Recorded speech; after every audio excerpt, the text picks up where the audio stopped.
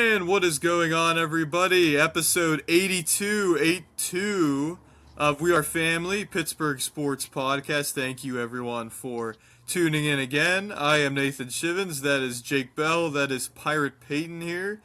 The crew back together again, and we got a jam-packed episode. We're going to try to keep it between like an hour 15, hour 30 here to keep the viewers' interest for as long as possible.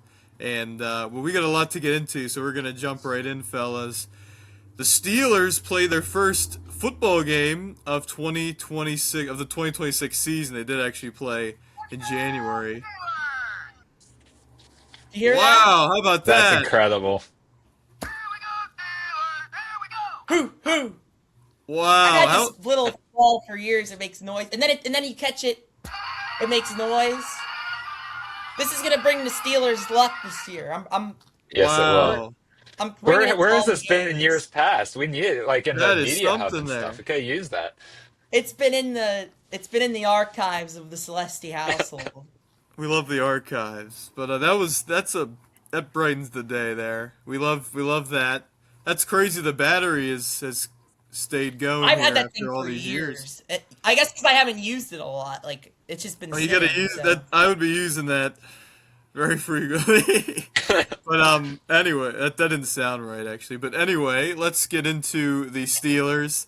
They played against the Green Bay Packers. A little home cooking here, Oh wait, and I have a bit of an announcement. Can we make? I forgot. I wanted. Remember, I Oh, wanted yes. to make an announcement. Yes. Nate? oh yeah, Yeah, let's. Yeah. So before we get into Steelers, we're off to a great start.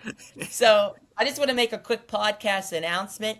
We're happy to announce that we are starting to accept sponsors, and our first sponsor is from my hometown, one of the better restaurants. It's been a staple in the community now for over a decade, probably longer. I'm not sure now. I'm getting old. 565 Grill in Bellevue. I've had a good relationship with the owner for some years, and my mom has mainly, and he's agreed to sponsor our podcast. So it's called a 565 Grill in Bellevue. We're very excited about this. Very excited to be having sponsors and to expand our podcast into greater avenues. And this is a good start. So we'll have more details about that potentially. I still have to iron out some details, but we're really excited to have 565 Grill on Lincoln Avenue in Bellevue as one of our new sponsors. And as part of them being our sponsor, this is an idea. Shout out to Joe Shivens, Nate's dad, for this idea. But we are going to have a fan question of the week. It's brought to you by 565 Grill. So if you email us, we just recently, finally, after a long time, we changed the name of our email to wearefamilypod@gmail.com. We're going to put that up on the screen here, along with the 565 Grill logo, potentially if we can. wearefamilypod@gmail.com to send us any question you want. Now we may have a bunch of questions. We may not get to your question until down the line, but that is going to be kind of our sponsor segment. And if you ask us questions on anything we post on X, you can comment under this video here or under any of our shorts. If you have any questions about Pittsburgh sports, about the three of us, about anything, except for politics. Don't ask us about politics. Would be happy to answer them and feature you in our future episodes. So start asking questions, and again, every episode, hopefully next episode we'll get a question, and we'll keep rolling out the questions every week. We may do multiple questions a week if we get enough. So very excited about this. Thank you to Mark, the owner of 565 Grill, and yeah. Bellevue, man, things are happening. We are family Pittsburgh sports. We're cooking. that was great to hear. Very excited for that. And yeah, like Peyton was saying, send us an email or again comment under any of our social medias, any posts we have. Comment under this video. Under this video on YouTube, and we'll be sure to get to your question. And yeah, who knows? It could be several questions if we get we get it cooking here. I don't know. We'll see. But very excited for that. Very excited. 565 joining the We Are Family team, and there could be some other sponsors on the way as well. And so we are very excited. We Are Families on the up. Yeah. And And if you so know of any businesses that would be interested in a sponsorship, or if you have a business of your own, yeah, or you're somebody in your family, please talk to us. We're not asking for much money at all, so we're we just we're love the open to anybody. sponsors. Yeah, we just love Yeah. sponsors, and we want to include Yes. them Right. with our podcast. So And we can very come up with exciting ideas to news. feature your podcast, to feature your business in different ways. So, hey, maybe we'll start doing live shows somewhere. Like now that could be down the line. But what if we had a live podcast at your business? Like that's something that would be really Wow, cool that for would us. Yeah, certainly. So a lot of possibilities. We Are Family is on the upswing. We're gonna have some more different content things on the horizon potentially as well, which we are looking forward to. So there's a lot to look forward to here, and obviously football season's coming up, so we're gonna have our weekly picks videos as well, which I think we really loved last year. I didn't love that I stunk at it last year, but I did love doing it. I know we all had a great time with it, and so that'll be back. So that's something to look forward to as well. But I'm very excited for 565 to join the team here with We Are Family as our first sponsor. That's a tremendous honor by them. I mean, they're the Yeah. first sponsor in the history of the podcast, so that is a And raise the Bellevue banner used to be moment. a dry town, and they were the first restaurant like to have alcohol in Oh wow. Bellevue, and I remember that and they had a big celebration. So it's a staple of the community for sure. That's America right there. That's an American story, and very excited to hear about that as well. So make sure to check them out. Hey, if you're in Bellevue and you want a drink too, might as well get over there. So anyway, yeah, let's. Anything else before we dive into some Pittsburgh Steelers? But let's do it.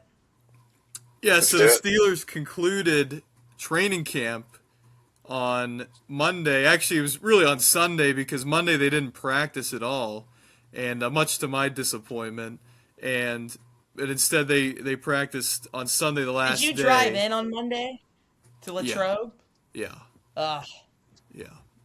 But hey, it's all part of the job. But anyway, and there are a lot of storylines with this team. The regular season it's still a little ways away, but it's fast approaching. And the Steelers will play the Jets on Friday in their next preseason game. In their first preseason game, they played the Packers. They won 28-9, I believe. Whatever Yep. score is kind of irrelevant, Yep. obviously, but holding the Packers to 3 field goals. And then I know we want to talk about the quarterbacks. Mason Rudolph started and was pretty solid. Didn't get that touchdown on that drive, but it was just kind of one of those situations. Will Howard looked like a little bit of nerves on that first drive that he had. Settled in a little bit in big part due to Robert Bobby Tunyon. They call him Bobby, the team. And McCarthy was like Bobby. McCarthy was like, I love Bobby. They call him Bobby now. So he fouled him like 3 times on that drive. And then obviously Drew Aller was really strong in his preseason debut. But so guys, what were your takeaways from that? From all of Steelers training camp? Jake Bell, I know you have a take on one of the Steelers quarterbacks in the mix to try to make this roster going into the game He's against making the the Atlanta roster. That's not even a Falcons. question. Yeah, I do want to talk about Drew Aller. Like, I'm not going to go too in depth with the performance because there's people that say, well, he's the next future star quarterback for the Steelers, and there's some people that say, well, his stats are a little inflated because he had that one throw that was sort of a quick slant that went for a bunch of yards, whatever. I mean, we kind of know that whole situation, but it's crazy how many people so many people were so upset whenever they drafted him, and it was crazy, especially Pitt fans. I think I might have been the only Pitt fan that was like, "Huh, I kind of like the pick," mainly and due because with the quarterback class as weak as this past one was, just in terms of quarterbacks with an elite skill set, right? I think the Steelers drafted the guy that potentially has the strongest arm in the draft. I'm not going to say he has the best arm talent. I think Mendoza has the best arm talent, but in terms of arm strength, I think Aller, you can make the case that he's number one. And to me, like, and I get that the college career went so and so, the big games, whatever. But one, they didn't utilize him the way that they probably could have because they had two strong running backs. I mean, that's just what was going to happen. And also, for the Steelers to draft a quarterback in this class, I wanted them to go with one that you could potentially mold into a future starting quarterback. I didn't want them to go for a Carson Beck, a Klubnik. That are career backups. Let's be honest about that. They're career backups. I didn't want the Steelers to draft a guy like that because they drafted Will Howard last year, who I feel is a career backup just on his skill set. And with Drew Aller, at least you can tap into that arm strength and turn that into arm talent. Gain some consistency, work on the footwork, which I know they've been doing plenty of times. I mean, McCarthy has been doing a factory reset on Aller, so I'm just excited to see what he can do. Honestly, I think he'd benefit the most by being on the Phantom IR so that you can keep Will Howard as your third quarterback. I think that would be nice. I don't know if that'll happen though, because just Aller's probably not going to play at all this year. Even if Rodgers is hurt, they're going to have Rudolph come in, I believe. I don't know if they're going to trade Rudolph. Like the quarterback situation is going to be interesting, but I really do like I like the Aller pick more and more, even as a Pitt fan. Just because there's some skill set you can tap into, and I think a lot of people aren't realizing that because they're like, oh, the whole Penn State thing, and he sucks or whatever. Like I don't think he sucks. I think he just has he's just a toolsy guy that I just think needs some work, and I hope that the Steelers can get that there. And if they don't, oh well. If he sucks, I don't really care. Like you're spend a third round pick on him. Like I'm curious to see what he can do. And I trust McCarthy with quarterbacks. I really do. So hopefully it works out. But yeah, that's just my take on Aller. I think he's someone that people are still sleeping on, even with that really good debut. So Well, I'm gonna pull an Andrew Filipponi here, and I'm going to, as he did last Thursday, give um, Drew Aller a mini apology on behalf of the desk of Pirate Peyton. Because my reaction when he was drafted was, I didn't I wasn't like nasty or angry, but we all saw the video. Check out our YouTube shorts back in April. That You'll was see as the live as video. it gets, that reaction. It was a it great was great. moment. It was a funny moment, but my reaction, and I think Jake Bell has a point with the Pitt bias. We're Penn State haters on this podcast. Like that's just how it is. But I mean, my thing with Aller, like I'll say, and I did say this before, like out of the quarterbacks that the Steelers could have selected, like he wasn't my least favorite choice. Like I absolutely like the Aller pick over not over Beck and Klubnik. Klubnik, obviously. The guy I wanted was Garrett Nussmeier, who I clearly overvalued. And it goes to show, what I know, which, Well, it's still very sometimes early with isn't all much, of them. guys, right? What's that? I said still very early with all these Yeah. guys. Yeah, Carson and Beck lit the world on fire in the Hall of Fame game. So. yeah, but I'm still not high on Carson Beck, but I mean,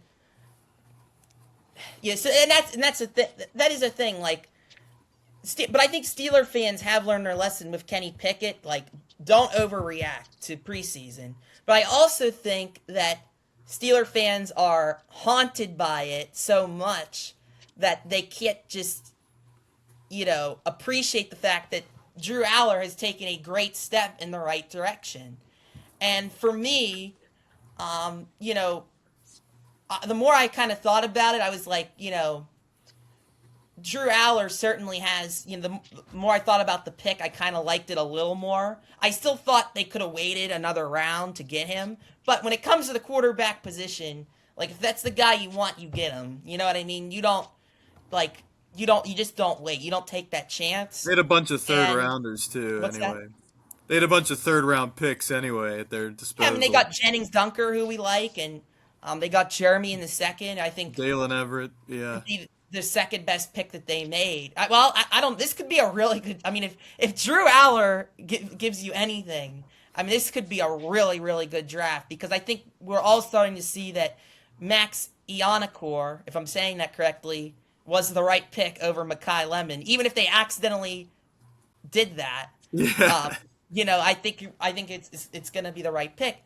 Now, anyway, going back to Aller, when I went to training camp, now Nate's been there all week, and I watched Will Howard and I watched Drew Aller. Like I wasn't really high on either guy, but taking the Pitt bias out of it and taking out both of their performances in college. Obviously, Will Howard was a much better college quarterback at Kansas State and Ohio State. But again, your college production, I think, is certainly overvalued.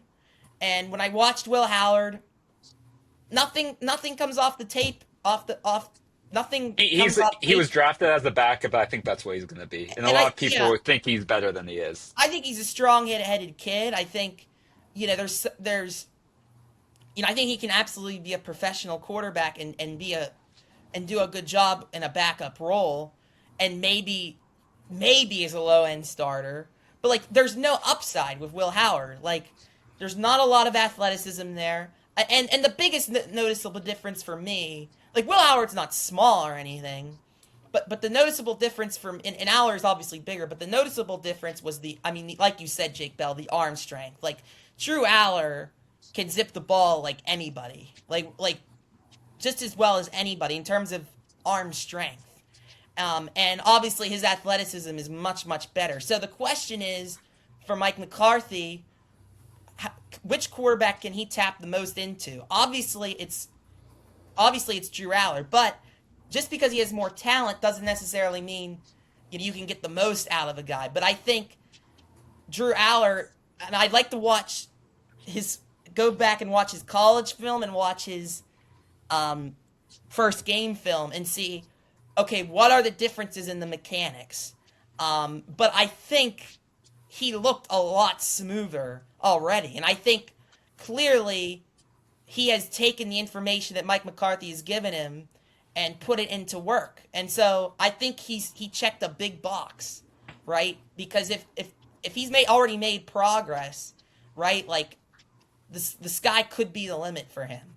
Now, again, it's preseason. They're playing man coverage, and there's guys that aren't going to be on. He played in the second half, right? There's guys that aren't. They're going to be working it.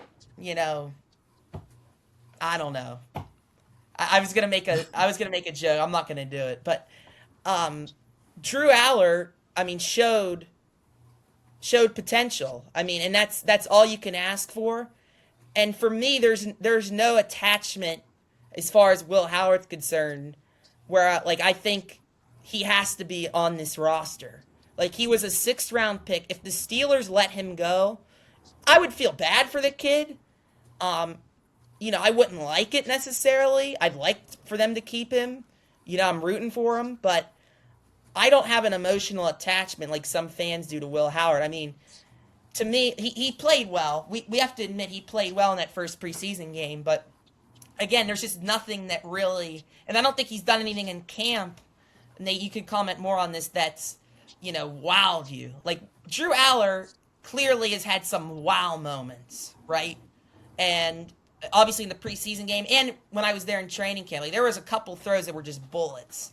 And I know you thought Drew Aller's overall performance has been but again, this is a guy who's extremely raw and need a lot of mechanical fixes. But again, he's shown progress, and with a guy with that kind of potential, if you're showing progress and you're processing information and putting it into practice, that's a really, really good sign, I think. And there's been a lot of 3rd-round quarterbacks who have succeeded in this league. I think of Russell Wilson. Kirk Cousins was a 4th-round pick. Dak. But you look at Drew Aller, his size, his athleticism, his arm, those 3 things have much more potential than a Kirk Cousins or a Russell Wilson.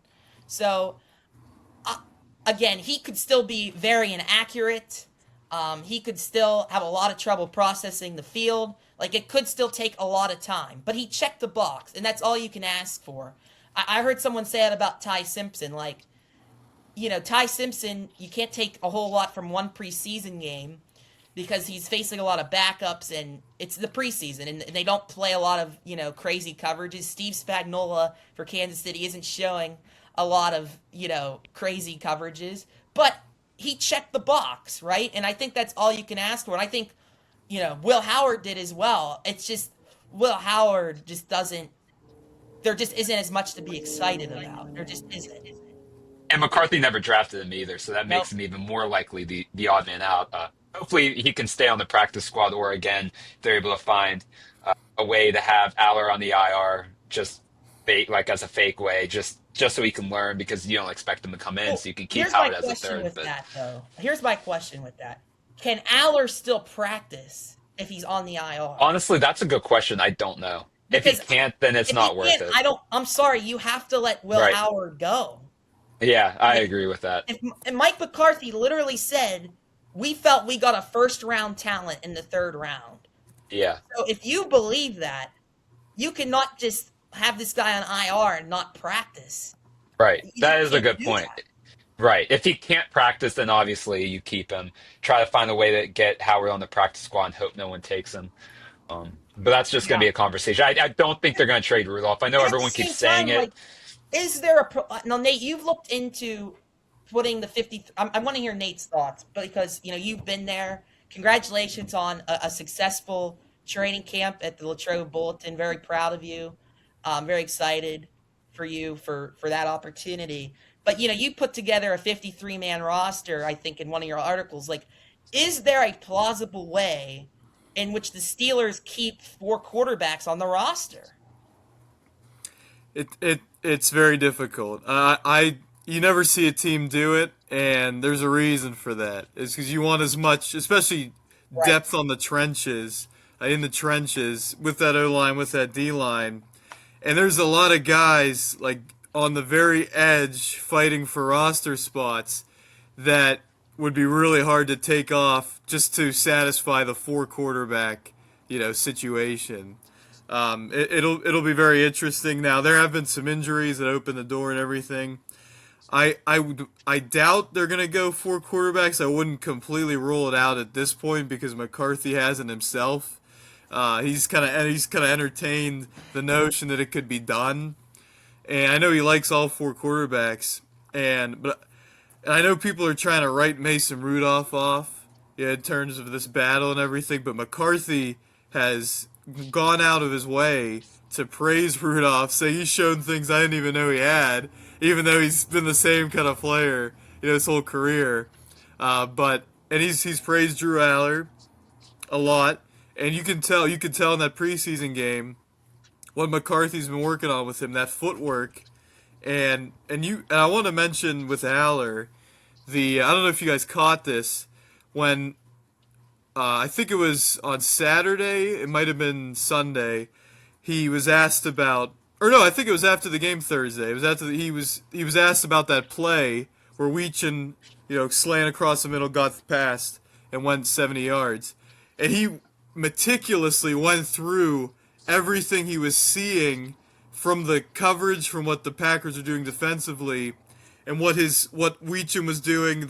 He had a really nice inbreaker, and so he was just really meticulously detailing what went on in that route and in that play. I think that kind of shows the IQ that Drew Aller, and I know Will Howard has this in these guys, but it kind of shows like he is a football player, and he knows he's not some just uber talented guy who doesn't apply himself or anything.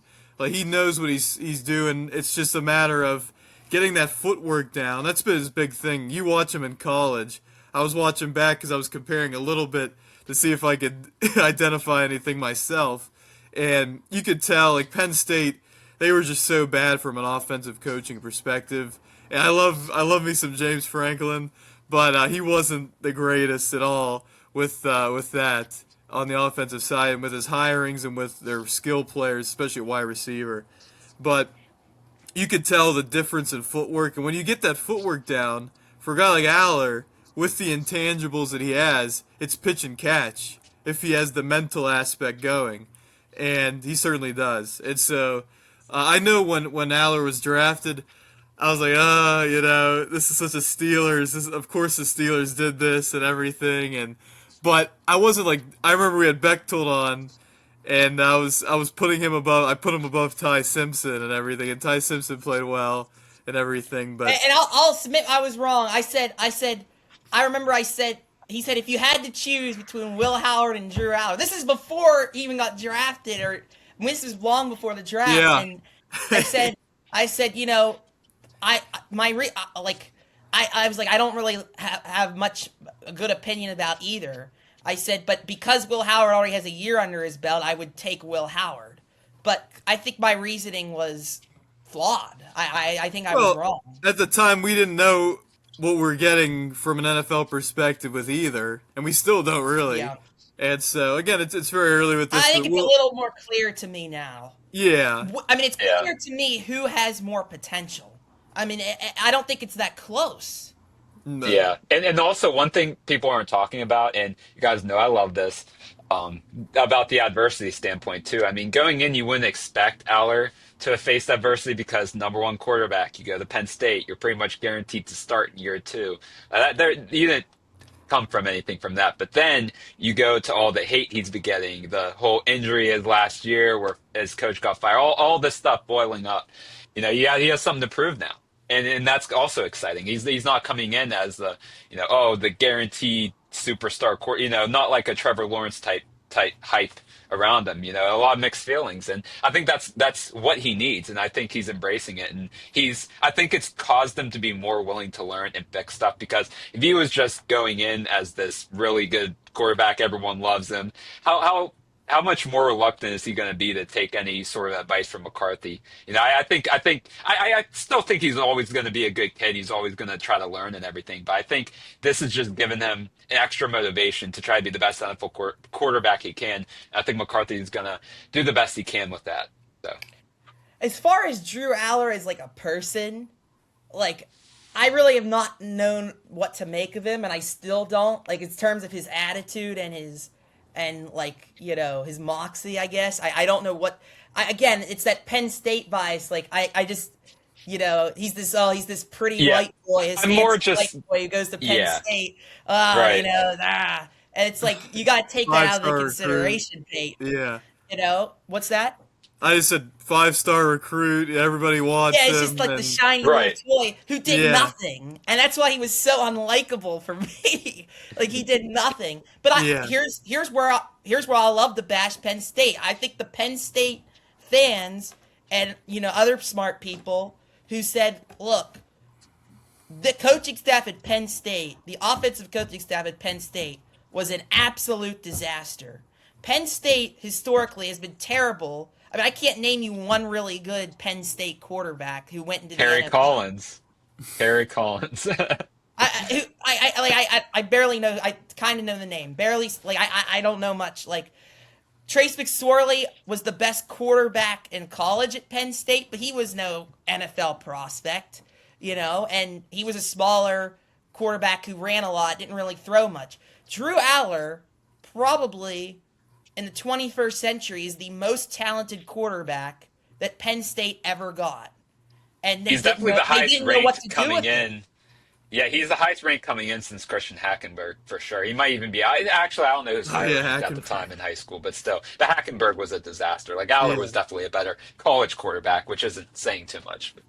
They have, Penn State has this thing, we got to run the ball, read option, and Drew Aller, like, should have been learning how to use his arm to his advantage. And because against these Ohio States and, you know, Texases and Michigans of the world, they weren't able to just run the ball down teams' throats. Yeah. And they didn't have a passing game. And obviously they didn't have good receivers. And they clearly didn't have good coaching to develop a quarterback. They didn't have, you know, look at Arch Manning under Steve Sarkisian, and we saw that improvement, right? The Arch Manning, that's a different situation. But, you know, there's a lot of good offensive coaches in college, and out of all the big schools, Penn State has never had that. Like, and I think as of right now, the people who say, well, Penn State let him down, and the coaching staff and the offensive scheme let him down, I think they're right. I think as of right now, I think they're very right. And it's not just over one game. It's just from a mechanical standpoint and the information he's gotten from Mike McCarthy, you see that improvement. Where and you're telling me over 4 years at Penn State that couldn't have happened? Like, Yeah, no, I think that's without question. And I remember when they hired Andy Kotelnicki from Kansas, the OC. Like, oh, this guy, he's going to transform this offense. And they literally just they just had a bunch of different run formations that were kind of unique. And that's all that happened. And it's just crazy how far Penn State's fallen in terms of wide receiver development. I mean, it was literally mid 2010s where you're getting Chris Godwin and Allen Robinson, all these guys, and now it's like there's literally nobody even above like 500 receiving yards. And they've had great tight ends, and they haven't even gotten the ball to them enough. And a lot of that was on Drew Aller just not developing, but a lot of him not developing was on the offensive coaching staff. I think that was clear, and I think in hindsight that was why Penn State was ready to move on from that whole staff, including James Franklin. And so it'll be interesting to see. We're already seeing the, like you mentioned, Peyton, the stark contrast in Aller's performance in the footwork, in the like decision making. the accuracy, I mean, was amazing. Really. Happens when you have I better remember one of footwork. those slant passes he made. There was a guy about to get in his face. He threw it off his back foot and still made the throw. Oh, I was another impressed, thing man. was. Now, I'd like to see him in the first half of a game now. Get him against some starters or some capable backups. Because I really don't know who he faced there in Green Bay in the second half. Like, I'd like to see him in the first half. Mason, to me, he's going to be on this team. We don't need to see any more Mason. Maybe one more series or two. You know, we know what we're getting with Mason. And I don't think they're going to trade Mason. I would be stunned if they traded I would be Mason. too. Stunned. McCarthy And I don't likes his think they'll veteran do it. backups. If this is Aaron Rodgers last year and you're trying to win, and you have all these older guys, you have Cam Hayward, T.J. Watt, you know, Joey Porter might not get re-signed. Like, I mean, I think he will, but point is, like, you know, this is a year you're trying to win, and if Aaron goes out for 2 to 3 games, you need a guy who we know for sure can process the field and can be accurate. And again, we've said a lot of positive things about Drew Aller, but one training camp and one preseason, no matter how well he does, I'm not going to be convinced that, he should be the backup and you can trade Drew Aller. Or I'm sorry, you can trade Mason Rudolph. I just won't be convinced of that. No, and McCarthy likes his veteran backups too. And you have a point. I mean, if Rodgers goes down 2 or 3 games, you can't throw in, say they keep Will Howard somehow. Like, you can't throw in Will Howard for 3 games. And if he becomes a disaster, your season's over. And it's just, you don't want to waste that. You want to see if Rudolph can at least win you 1 or 2 games in that span.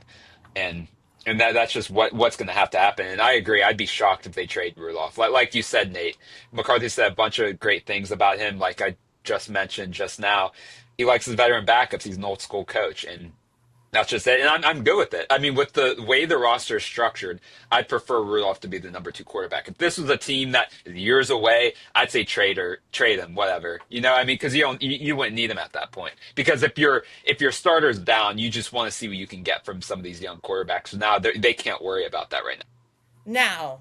Now, may I say one thing? Let's go to worst case scenario. Aaron Rodgers, serious injury, is out 2 months. Do you want Mason Rudolph playing at that point? For 2 months, I'd want to see a young guy take the reins because the season's over. Well, okay. To me, it depends, because if it's really early in the season, I would start Rudolph for a little bit. And if they have a winning record by the time Rodgers comes in, then that's beneficial. But say Rudolph starts the gates 0-3, 0-4. Then I would switch to the young quarterback until Rodgers is healthy, and then you make that decision. But it just depends on the time frame. If Rodgers is out for 2 months and it's like November and the Steelers are like 6-5, I mean, the math and timeline could be wrong. Yeah. But anyway, if that's the case, I would probably revert to the backup, but or the young guys. Right, and if that happens, that's where it's like the people who have the case of wanting to keep Will Howard and Drew Aller have a point. Because you want to have both young guys, and because maybe you could get both of them in there. But for me, I mean, everyone's fine with cutting Caleb Johnson, and he was a 3rd-round pick last year. But Will Howard is incapable of. We can't cut him. Like, come on now. I remember now, I was Johnson's watching. been a massive disappointment. I know the situations are different, but how much different? I remember watching an Instagram reel, and this person was talking about how we can't get rid of Will Howard because he's gonna ball out somewhere else. I'm like, guys, we have to chill. He was a 6th-round pick. Like, let's not just because he won a national In a weak championship. quarterback class. Yeah, Might I add? yeah. Like he won a national championship, but there's so many national championship winning quarterbacks that don't do anything in the NFL. Like, let's just chill. Stetson Bennett. Yeah. Now, That's Will a big Howard East, I like yeah. more than Stetson Bennett. But Right. Excuse me. Let's not disrespect a national champion. We were Two-time national champion. But yeah, no, I agree completely, Jake. Especially with the daunting schedule the Steelers have in the second half. Say Rodgers, heaven forbid, would go down with an injury in week 4 or something. I think that's a perfect opportunity. Get Rudolph in a few weeks. Maybe if you're like 4-3, or 5-4 or something, and then you got Philadelphia and Denver and Houston and Jacksonville coming up. In one aspect, like, it's hard to justify just throwing a rookie or a Will Howard into the fire with that.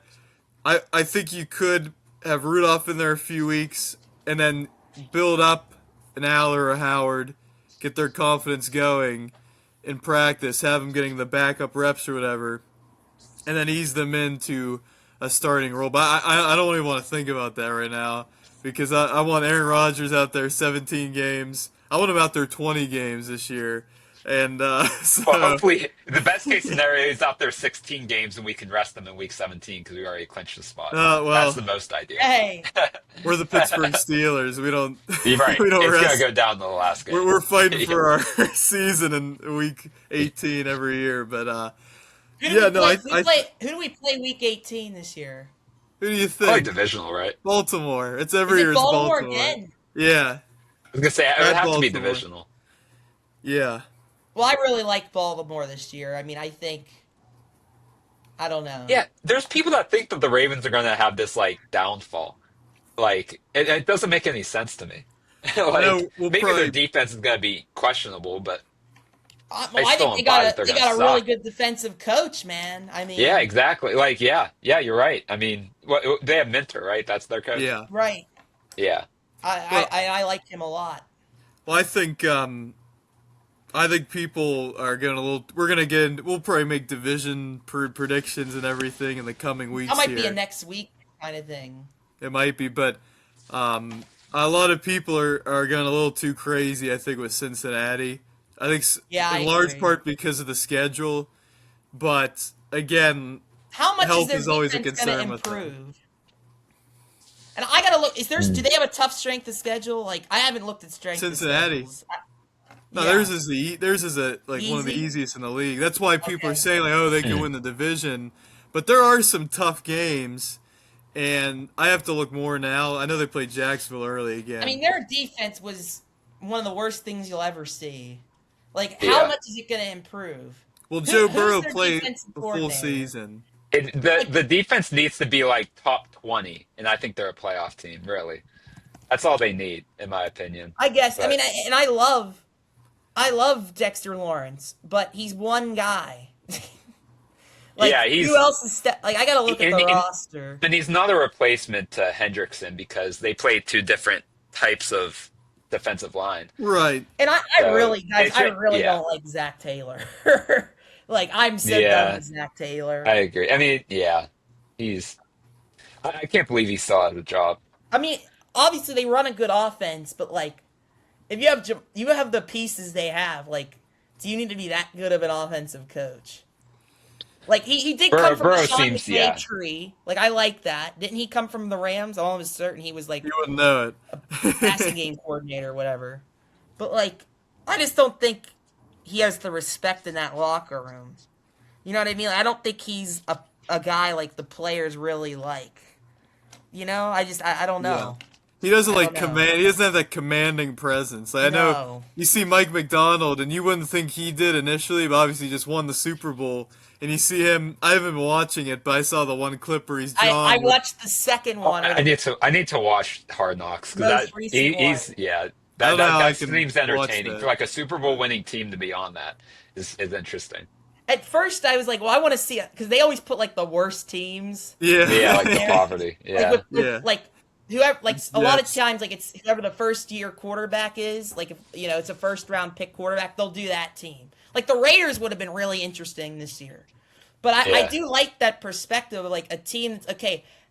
How does Mike McDonald? He had Mitch Johnson came to visit the facility in the episode, which was really interesting. Oh yeah. They were just talking about like motivation, like, and Mitch Johnson asked him like, how do you keep your guys motivated after winning a Super Bowl? And that's a really good question because it's hard to just be good again after winning the Super Bowl and a lot of times teams make the playoffs, but it's hard, just so hard to repeat. And again, only the Patriots and the Chiefs have done it in our lifetimes, and not many others. So it's really interesting. Yeah, so guys, to get back to the IR thing, I looked this up, and it says after serving the minimum absence of 4 games, the player can resume practicing once the team designates them to return. And then if they're medically cleared, they can be activated. So it's a little weird. I think Maybe you could get away with, yeah. I don't know. yeah. That's a conversation I'll have to have. Guys, I don't Because think is I'd it be worth? happy. I don't think I'd be happy putting Drew Aller on IR. Yeah, like I don't think missing I the could do four it. first weeks. Like I want him practicing every single week. Like yeah, I Yeah. don't know. I'm just, Yeah, I again, agree. I think people got to get over the fact, this idea that Will Howard is uncuttable. I know that's Yeah. not a word, but People don't understand he was not- a 6th-round pick. There's like no Yeah. understanding it. He was like they think he's a 3rd-round pick too Yeah. or something. It's he insane. is he's not safe. And I don't think he Yeah, I know. necessarily should be. Like, Nate, you tell me, like, what has he done in training camp? How's he looked to you? Does he look like a guy who's really earned a roster spot? He doesn't look like a guy that stands out. He hasn't done anything to be like, oh, that was terrible. But he hasn't done anything to be like, oh, wow. Like Drew Aller, he'll have some but then he'll have some, oh, wow. Like what? Like how many quarterbacks are making that throw or doing what? Right. So that's where the ceiling comes in, and I think with McCarthy, Aller's floor is automatically raised a little bit as well because you're cleaning some of that up. And I loved his pocket presence. I know it was, again, against 3rd stringers, 4th stringers against Green Bay. But his pocket mobility, another thing is, he can run better than Will Howard as well. And obviously Oh, rushed in for that people- I mean, touchdown. He He's has a the big Josh guy. Allen build and athleticism. He Yeah. does. Yeah. And so that's another thing that kind of And that's makes why Penn people- State wanted to run with him. But They ran with him a bunch because they didn't want him they to just throw. overdid it. That too. They Yeah. overdid it. Yeah. But yeah, it'll be very interesting to see. Obviously, it's almost 2.5, 3 weeks here until we get the NFL regular season going. So what? And what other honestly, position- like Go ahead. Go ahead, no, you're Jacob. good. I was gonna say honestly, this is one of my most excited Steelers seasons since Kenny Pickett's second year. Just because Right. you wanted the optimism. I haven't been like I wasn't happy with Russell Wilson last year. I was like whatever. This year, like even though Rodgers is back and I don't know this type of ceiling on this team, I'm just excited for it being new. You have a new coach. The offense should be more well run. We finally have a defensive coordinator that can control the defense himself. And I like that he's trying to form his own identity and not whatever like Steelers whatever. Like I'm excited. That makes me excited. And I know it's preseason. How many wide open plays did the Steelers have? And I thought Will Howard looked nervous, honestly. But I think Mike McCarthy's schematics left Robert Tonyan wide open. Like we were attacking the middle of the field, which Yeah. again has been a problem for how many years. And guys were wide open. Like we don't see that. Like we haven't seen that, and I just think even though it's a preseason game, like having a real offensive coach already is just showing in so many ways. Yeah, and that was a great point. And when I go to Steelers training camp, like as a fan, I got to be honest. When Mike Tom was there, I wasn't locked in on how many times in team drills they were throwing over the middle. But with McCarthy, like in practice, they make a concerted effort to get it to the tight ends, to get it to Jeremy Bernard over the middle of the field. And I think that is going to be a big difference with this offense. Another thing I did want to add about Rudolph is we remember what Mike McCarthy did to elevate a Cooper Rush in Dallas when he had to step in for several games. I think McCarthy believes he can do a little bit with Mason Rudolph to even elevate him a little. That's why he's been glazing him so much. I think similar archetypes there. Because and also Rudolph was glazing McCarthy in the scheme. He was like, he basically a lot was of saying, glazing. we finally have an offensive scheme. That's basically what he was saying. Like he didn't say that, but like you talk about Rudolph. Who has he had as an offensive mind in the NFL to develop him at all either? Nobody's had Matt Cameron. He wasn't on the Steelers. He was with, was it Brian Callahan? I think it was. Yeah. So no, he's relieved. That is like I'm thinking like when I hear that, like McCarthy thinks he can even just elevate this whole quarterback room. So his best run as an NFL quarterback was with Mike Sullivan. And who was the running backs coach? Who was the offensive they were co-offensive coordinators. Canada got fired. Yeah, I liked him. He was a fun Mike Sullivan, and I forget his name. Mike Ed Sullivan. Something. But I think that is an aspect. And when I was thinking about it a little bit here as you guys were talking about Rudolph. I was thinking back. I was like, maybe he thinks he can get even more out. And I think that's a valid thing. I think there could be a little more that you could get out of Rudolph with some actual offensive coaching.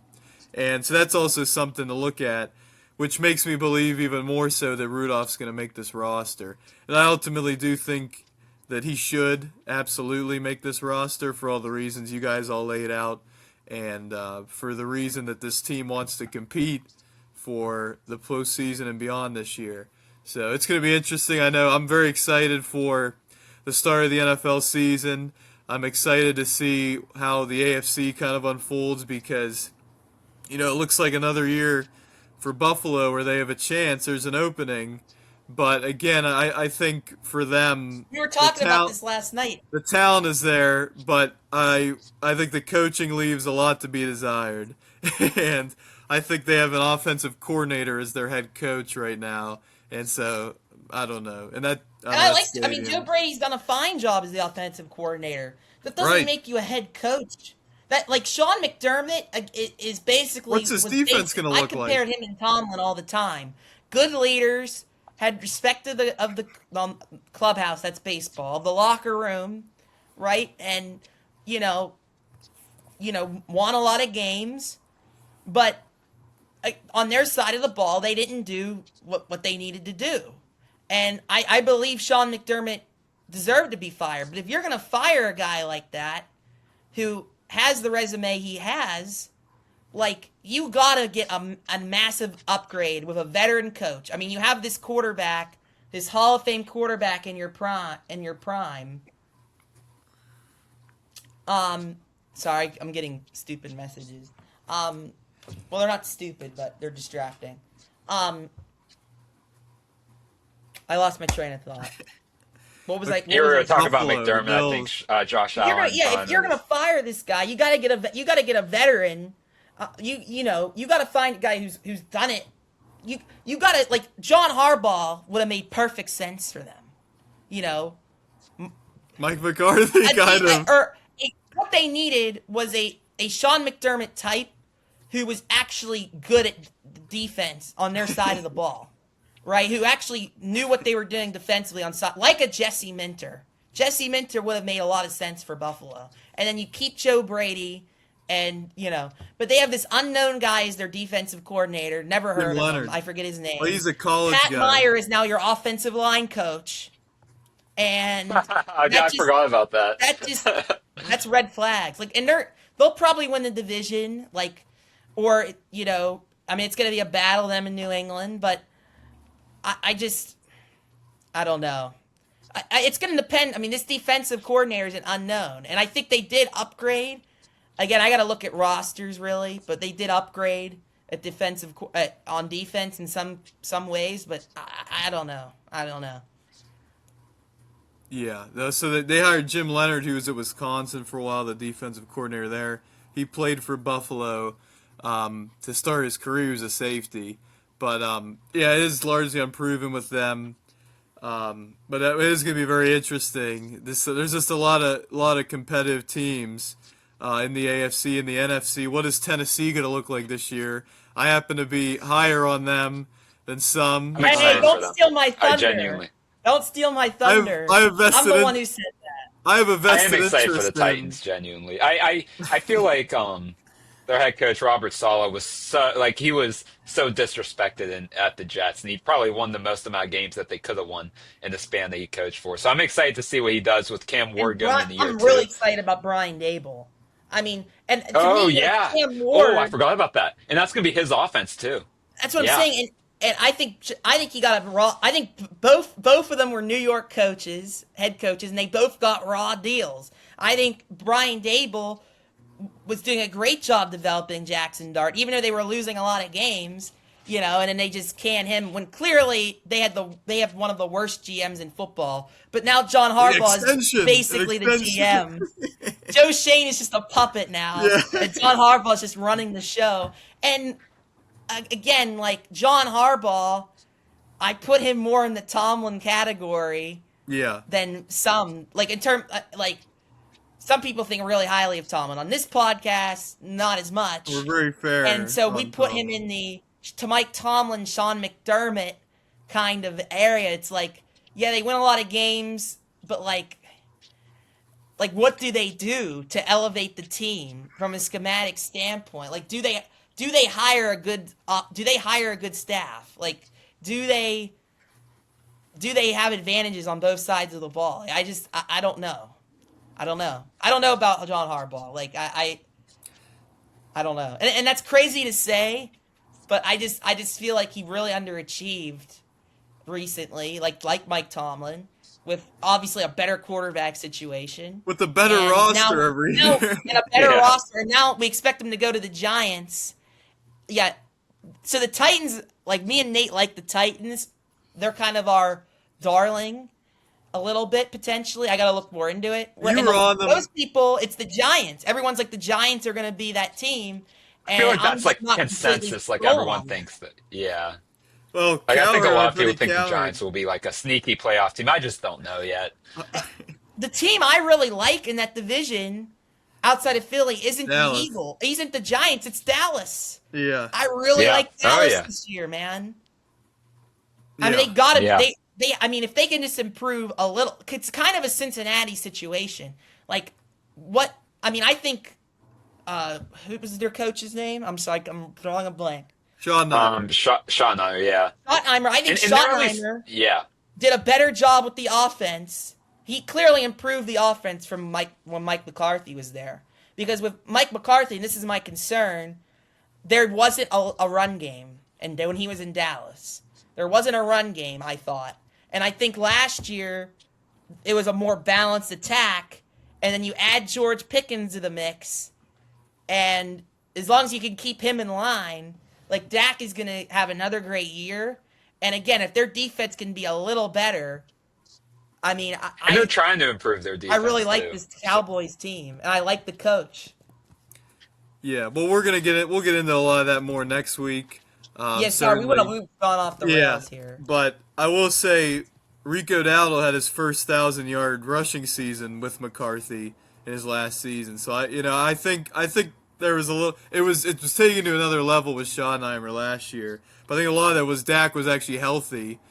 Dak was battling injury throughout McCarthy's coaching tenure with the Cowboys. But We will just have to see. And they're going from one of the worst coaches in football, Matt Eberflus, at defensive coordinator, to a young, I was trying to remember, I just looked it up, a young, unproven, but very interesting guy, and this Christian Parker, who's a defensive coordinator. He's the youngest defensive coordinator in the history of the franchise of the Dallas Cowboys. He's 34 years old, and he was the defensive backs coach in Philadelphia, and we all know how good the defensive backfield is for the Philadelphia Eagles. Cooper DeJean, I wanted that Quinyon Mitchell. I want the Steelers to get Quinyon Mitchell, and the Eagles grabbed him. He becomes an All-Pro, and then we trade up for Broderick Jones. So I like the youth. Whatever. There for Dallas.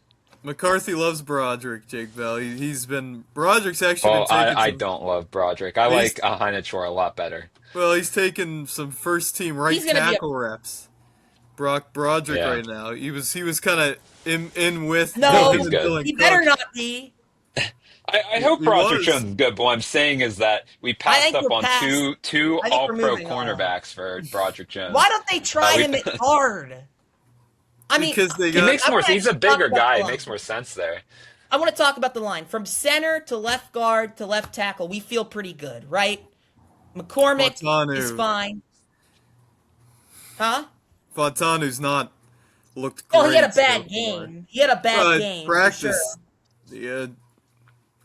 He's kind of wishy-washy right now, but I think Fontanu, everyone just loved him because he had it was like Troy Polamalu with the name he has. And last year he was good. Am I wrong? Was he? Yeah, he was good last year. He was fine. At least in camp. He wasn't bad. And left tackle's his natural position. So, he should be better. That is concerning that you say that. That last game was concerning. But, that's point being, that's set in stone. But the right side of the line, okay, Spencer, I like Spencer Anderson, okay? Is he a starter? Really? He's been good in camp.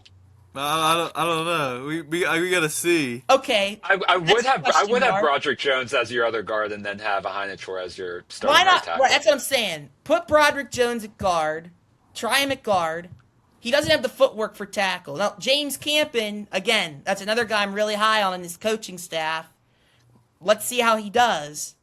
But, my main concern, though, is Dylan Cook. I mean, I just kind of thought of this.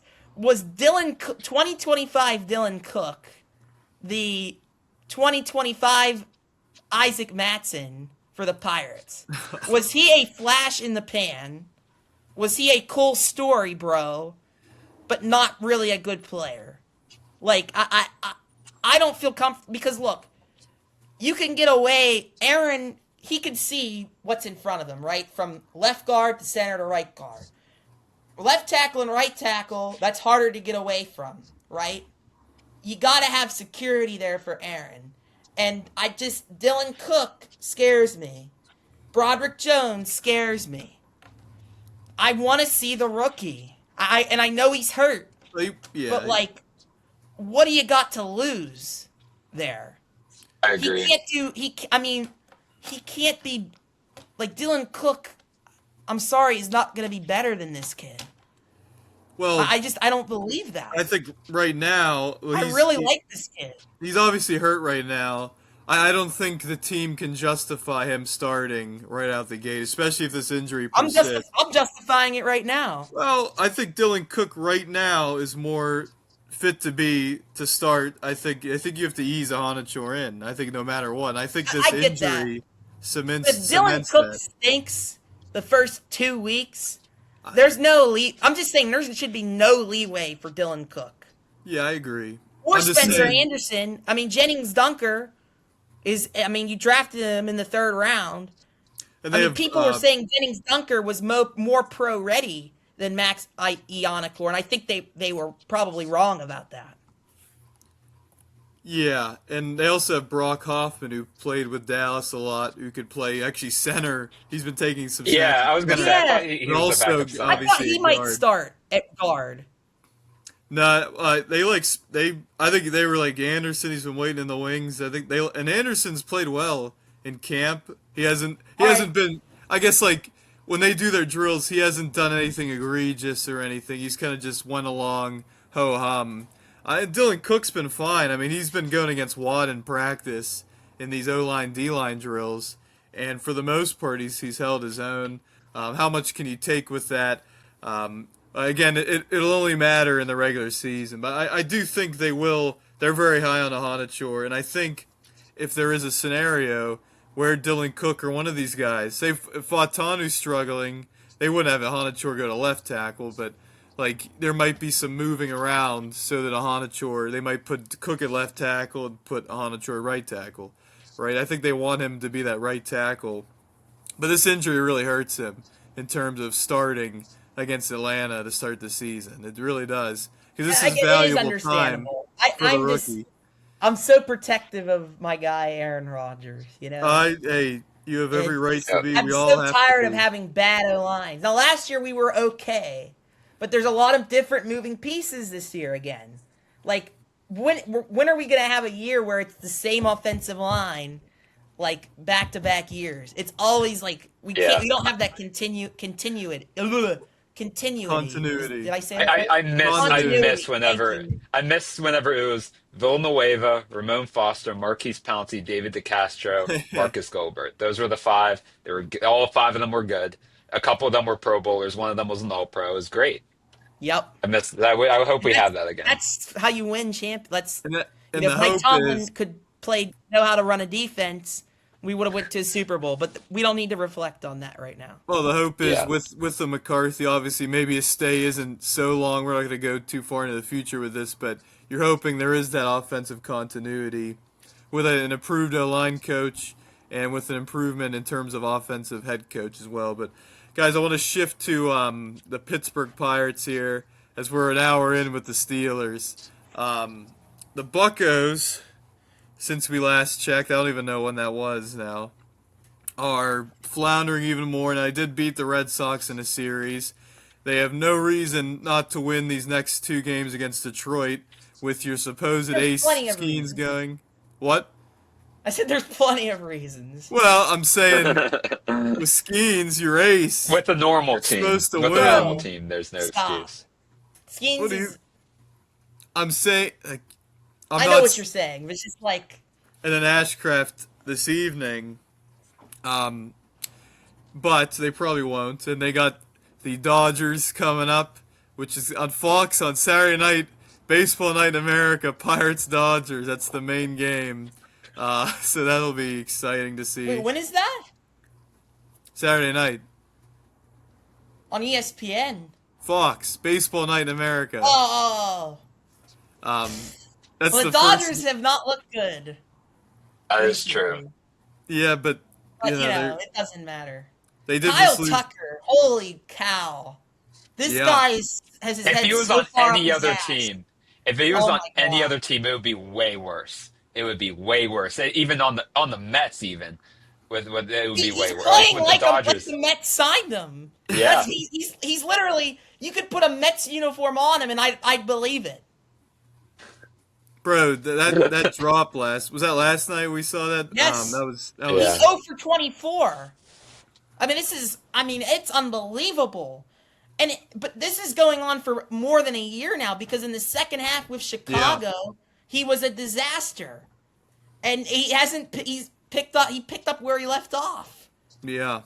Yeah, I I was saying it from the beginning. I'm like, this is gonna be a bad contract because you could tell he just didn't care. Like he didn't care. He just wanted the money. Like he just went to the Dodgers. Was like, whatever. I'm just gonna ride off the 260 million, whatever I'm making, and that's just gonna be it. I don't care. Like you have to be careful on who you pay, and he's a prime example. The first one was I could probably I guess you could say Rendon in terms of guys that just don't care anymore. But still, that's just it's crazy.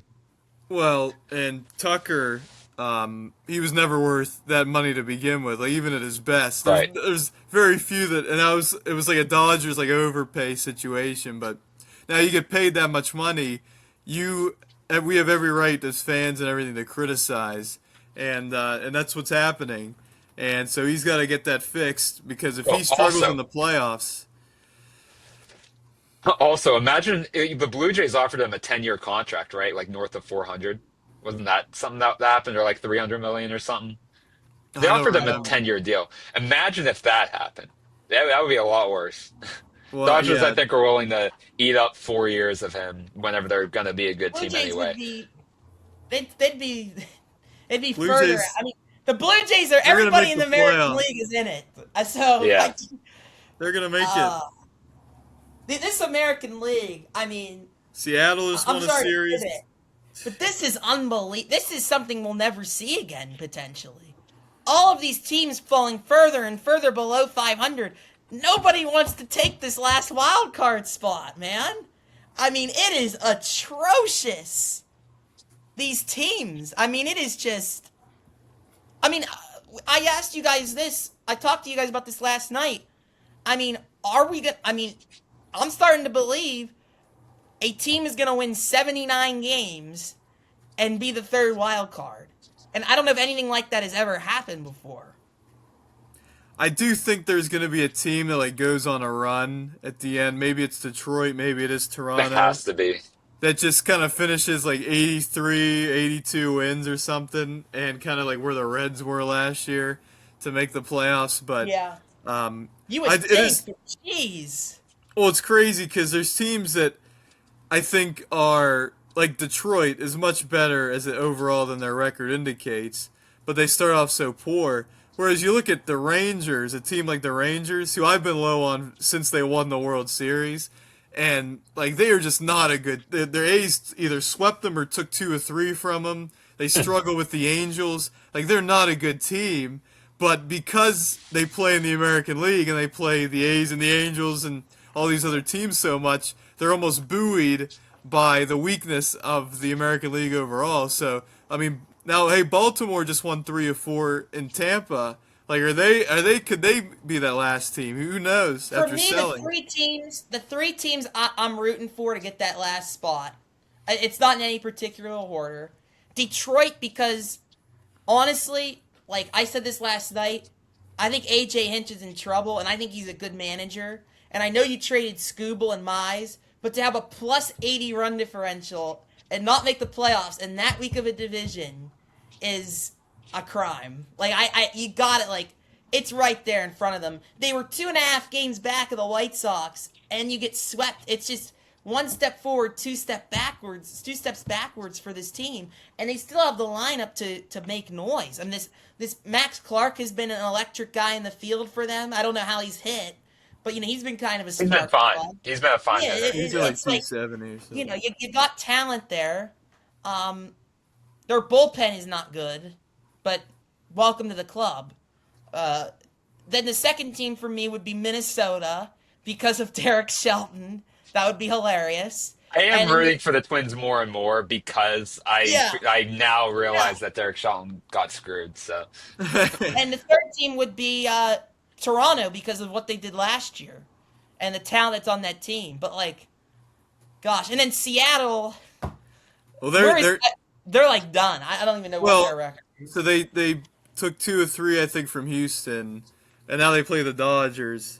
Or they have the Dodgers, or no, they have Milwaukee. They play Milwaukee, and they're still alive in the division. That AL West, like it's still up for grabs for division. I don't think the Astros are gonna do anything in the next month and a half to cement themselves as division winners. So I think that one's up for grabs. But yeah, it's been atrocious. It really has. And you talk about, we were going into the game last night, Tigers and Pirates. They both are 4 games under. The Pirates are 6.5 games out. Detroit was 1 game out, which just shows you the complete difference in caliber of team in both leagues. Yeah. But let's get to the Pirates. Let's get to the Sorry. Pirates because I want to get your guys' thoughts on the Pirates. Just I don't know what's going on here. Paul Skeens gets his start move back from Sunday to Wednesday for rest reasons. Even though That'll really 65 solve all the pitches. problems. yeah, Well, they're not looking to solve. I don't know what they're looking to do right now, but it's not to solve problems. They don't 'cause know what they're they doing. create problems. They They've been never creating do. problems for Yeah, themselves. let's send down Ronnie Simon, who's been the one I know. spark plug on this team. You're batting him in the 2 hole. And let's send him down for Nick York, who Nick has York. been good, by the way, who has been good, but like, come on, Then come send on. down Billy Cook because they want to Right, send out an send outfielder Cook. because of Cruz.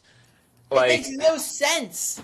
And I know Ronnie's a little goofy with his baseball IQ, but like, we have that all over the field. On this yeah, I was gonna say that doesn't. He I don't care. embraces He has it. Yeah. positional flexibility. They love that, except when it comes to him, I guess.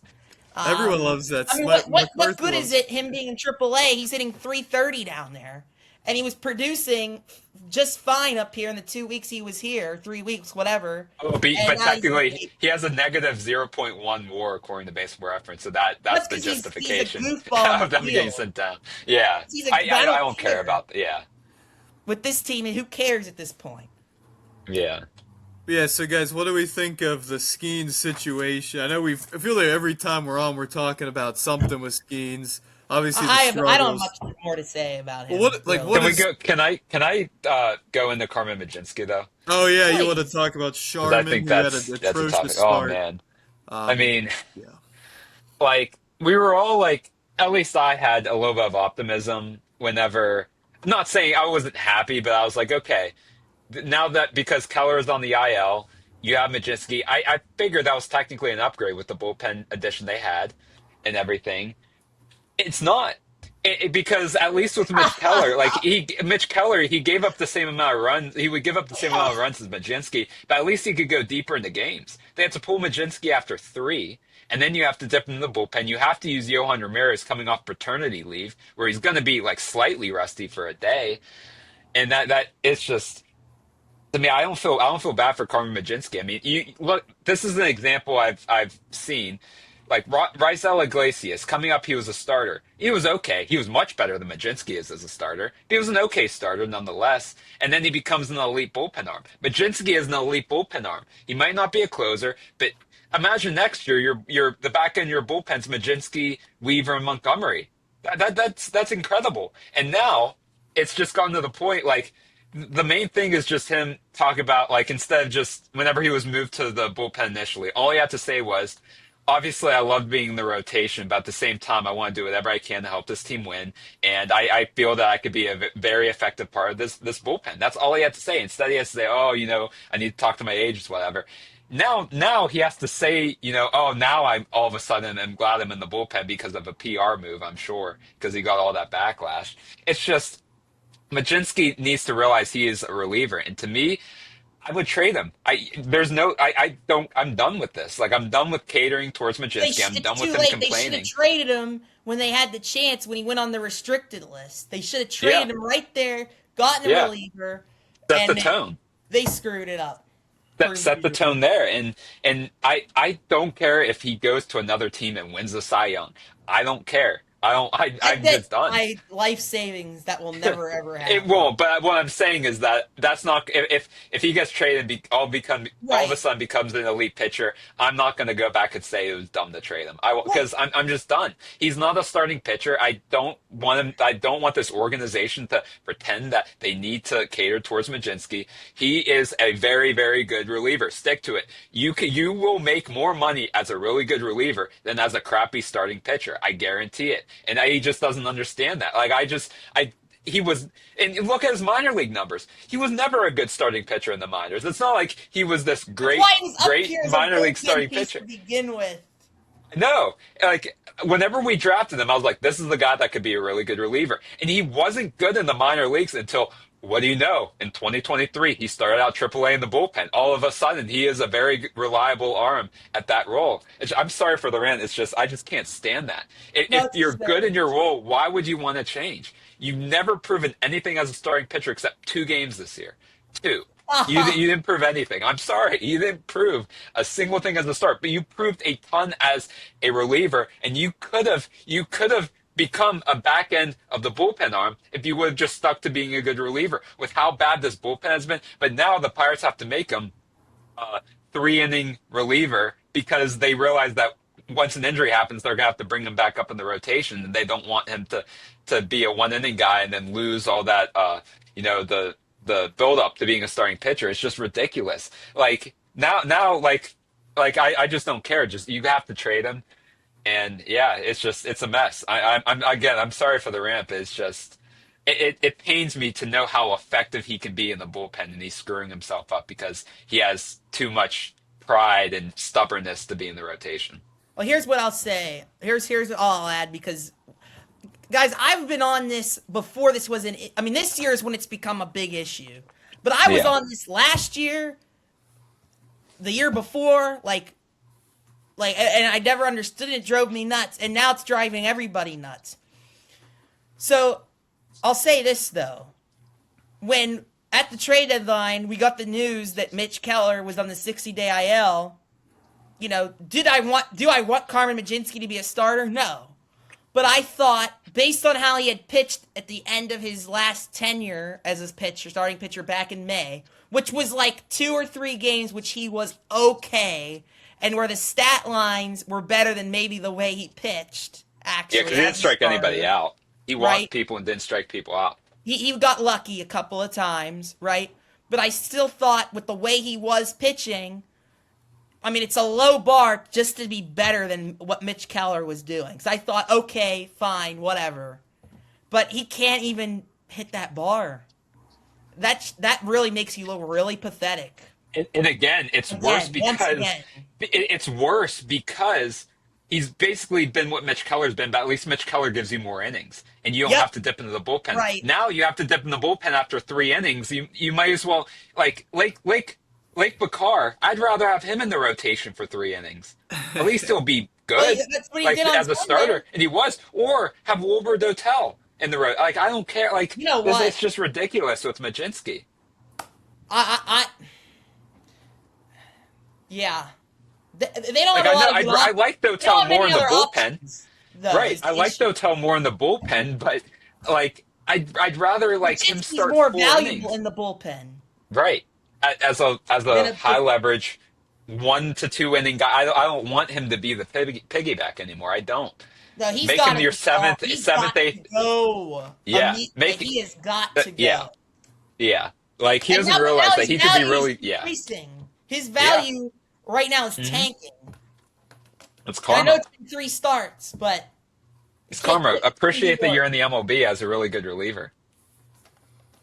3 innings, 8 hits last night against Detroit, and was leaving. He's not a guy who can leave fastballs down the middle and get away with it. Few can, and certainly not him. And he was just doing that in a clinic last night. And he will get no they should sympathy have from any traded of for a us. starting pitcher. I mean, I people Yeah. are mad about not getting a right-handed bat, but like I think I'm more upset about not getting another starting pitcher at this point because Jared Jones has been wishy-washy again, and Skeens is what he is, but at the same time, like another starting pitcher, it wasn't going to make this. I mean, wasn't going to make the difference of this season. It just wasn't. There's just been so many other factors. So, at least you have your bullpen set up for next year. It's just so funny. As soon as we do that, we have no leads to protect. That's why Ben Sherrington needed to be more aggressive in the offseason. Trade Mlodzinski in June. Do something. And they just never have enough desperation. That's the issue. There's not enough urgency. Ben Sherrington's job is safe. I would be stunned if he is fired. I think we all would be pleasantly stunned. It's just not happening. Because they made progress this year. The offense was great, so they made progress. Yeah, it's just to me That like team offense though Yeah. still sucks with runners in the scoring position. Still sucks. Still has the most strikeouts in baseball, right? Defensively, they got worse. So 2 of the 3 things got worse. The game is divided into 3 parts: pitching, defense, hitting. Hitting got way better, great. Pitching and defense got worse. That's a 66%, .666, whatever it is. You failed this year. That's not a Yeah, and not passing only- grade for Ben Sherrington. And not only that, but the goal here for Travis Williams made it very well known. The goal was playoffs this year. If you have a goal and you don't reach it, you failed. I don't care about progress. That doesn't matter to me. This should be a season where the jobs of these guys are on the line, and if they don't produce, you got to go a different direction. And I'm just going to be upset if they don't. Like it's just Charrington waited too long to do anything in an off season, and It it's started coming in the back to off bite them. season. I Yeah, mean, and Marcelo Zuna, we liked that signing at the time. I did. I can't yeah, believe how I did bad it too. was. Right. But like, And still, he was still an upgrade to Kutch technically. I guess. But honestly, I mean, even if Kutch did absolutely nothing, you bring him back and add pitching, this team's better off. Even if Right, Kutch that did is true. absolutely nothing. That's true. Yeah. Oh, by the way, completely different subject. But you talked about Najee Harris. So this is Steelers lore right here. The Giants signed Najee Juju. Harris and released Juju Smith-Schuster. No way. I didn't even know Juju was on the Giants. And Pony says the Steelers are going to sign Juju. Yeah. There's Juju, no Juju, room. bring it back. Juju. Juju, can you sign it for I me? can't Sign stand my whenever back. people say the Steelers need to bring back Juju. Like, They've been saying that for after like that, 5 years. I know. After that whole 2020 debacle, like I was done with him. Like What do you I mean, I like- loved Juju beforehand. I was like, he's one of my favorite players. Then the whole 2020 thing, I'm like, I'm done with you. Yeah, no, that's not. I mean, unless these Metcalf and Pittman injuries are worse than everyone thinks, there's not a viable way for him to be on the roster. So that won't happen. He's not at this point better than Jeremy Bernard, or deserves a spot over him, or Roman Wilson or anything. So, but yeah, the Buccos. Guys, why isn't O'Neal Cruz playing last night? Can you answer that for me? My You guess bring is him back. I guess a lefty. I don't know, but he's been good against lefties. Yeah, it That's my doesn't- only explanation. Pittsburgh Pirates. That's why. I don't know. I don't know what We to have- tell you. We have option Isaac Matson for Antoine Yeah. Kelly. Where's Why not Evan bring Sisk? back? Where is Why not Evan bring back- Sisk? Why would you send Evan Sisk down? He had one bad game and they sent him down. But not only that, but why is Wilbur Dotel still in AAA? And you bring up Is Antoine he in? Kelly. I've No, he's lost not. count Yeah. how many times. Oh, they he's sent him Wilbur's not. down. I up. thought he was. No, I Wilbur's. thought he got sent down. They not? I I don't thought know. they sent him down whenever they called up Barco, and then they sent Barco down. I have no idea. I don't. I didn't even know Hunter Barca was on the team. Well, he got sent down. They He was just just up brought for him in to Sunday. piggyback with Picard because They have- Skeens had to get his start pushed They back. need Ashcraft and Skeens to go the distance these next 2 games because they don't have any. Kelly Why was did they just bring using in up all the Ramirez bullpen. last night? They brought in Ramirez. They rushed. They And then rushed him. he had yeah. finally had a terrible outing for the first time. Well, in he 5 really, months. because in my opinion, because he was a little rusty because he was coming off paternity leave, and they just rushed them in. Yeah, no, they are. It's just this again. I said this last episode. The Cincinnati Friday night game. I stopped caring now. I just they took the life out of me, but I couldn't let it happen. I just couldn't deal with it anymore. Yeah, I mean they're just. I don't even know what to say. They're just so incompetent. They just make every So- wrong decision possible. So the NL wild card. Okay, so it's looking like it's either Arizona or San Diego, right? Or Philadelphia. As of right now. I There's two really So think we're spots. San Philadelphia. Diego's just Oh, I'm an gonna. idiot. I'm an idiot. So, so it's Philadelphia, Arizona, San Diego. I think Arizona is going to slide.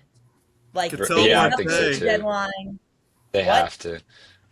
Marte And now restricted Marte, rights. what? Yeah. This guy is Padres. crazy, bro. I'll give the Torlavella's gonna Padres host. credit. They were winning games whenever everyone on their offense forgot how to hit the ball. And Yeah. now they're starting to get in sort of a groove. They haven't been great, but they've been starting That's to what I find was their saying. own. in I the think they'll beginning of make the it. season. Yeah.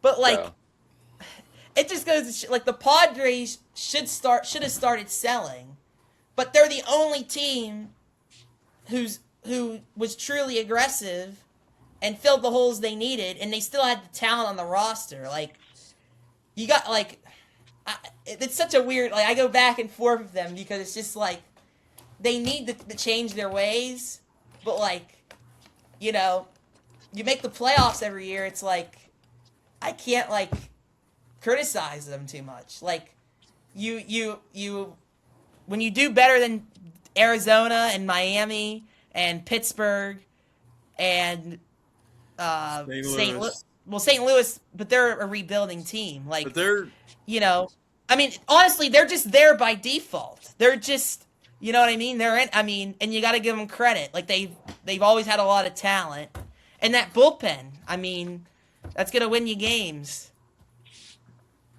yeah. It's just Anything weird. else? Anything else here, guys? I mean, I feel like this is kind of Yeah. the week leading up to. Maybe next week we'll do some NFL division deep dives and predictions and whatnot. But college football coming up here very soon. We're gonna go to Dublin with UNC and TCU. We're looking forward to that. We always look forward to Dublin. Pitt's gonna be in Dublin next season. We know some people Oh, are that's very happy right. for that. And so that's gonna be wonderful. Pitt's gonna go 3-9 next year. I for that really hope Dublin. UNC is better this year. It would be great I'm- for the sport. It's Oh, Billy you Edwards. mean, I thought you meant better than Pitt. Oh, you mean just better in general. No, I didn't say better than Pitt. No, I didn't Yeah, say no, that, might- for some reason I thought so, but I know what you mean. For some reason, I don't know. They If might they could get just to a win bowl 8 game. They're Yeah, not they gonna could win win 8. 7 or 8 games. That would be. They don't have Billy Edwards at the quarterback is not gonna do that. No, they're not. Who? Billy Edwards, that's their starter. I've gotten Where's he so from? many text messages today. It's actually like I never get this many text messages. You're popular today. I am. But UNC, I mean they play Narduzzi versus Belichick this year, Narduzzi versus Franklin. There's a lot of great That's cinema. matchups.